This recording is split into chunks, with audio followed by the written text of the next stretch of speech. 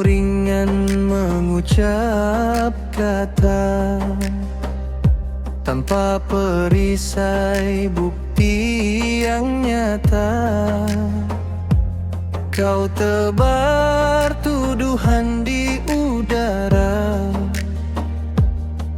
menikam kehormatan sesama. Kau tulis cerita tanpa bukti, membangun menara asumsi.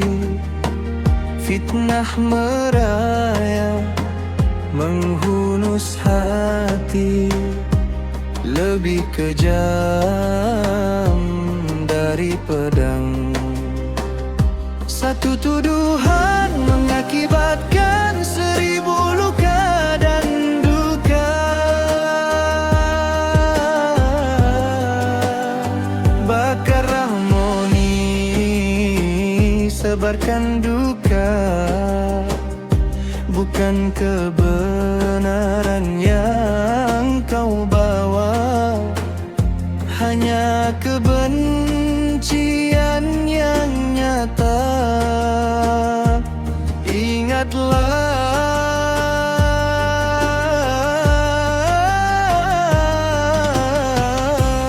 wahai lisan yang lalai, setiap tuduhan akan dituntut di hari final.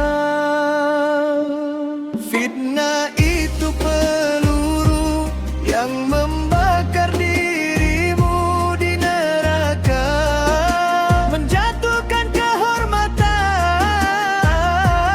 menghancurkan harga diri orang. Lebih baik diam merenung diri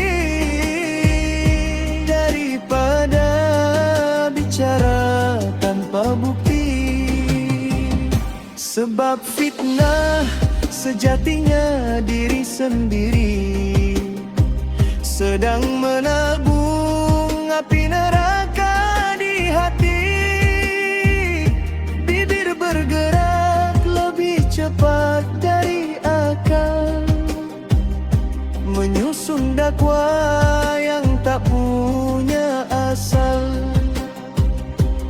Kau lempar telunjuk ke arah dada, padahal saksi dan bukti tak pernah ada. Satu tuduhan mengakibatkan 1000 luka,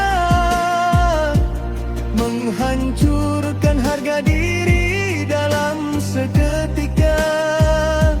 Jika dusta kau sebar menjadi berita, itulah fitnah kejamnya melebihi senjata.